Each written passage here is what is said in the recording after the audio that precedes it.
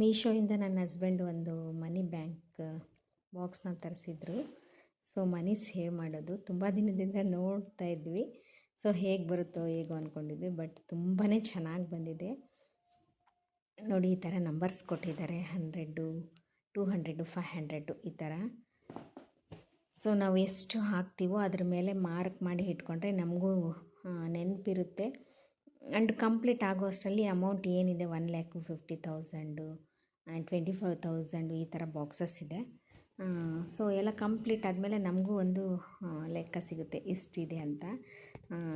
ಇದು ಮಕ್ಕಳಿಗಂತೂ ತುಂಬಾ ಚೆನ್ನಾಗಿರುತ್ತೆ ಅಂತ ಹೇಳ್ಬೋದು.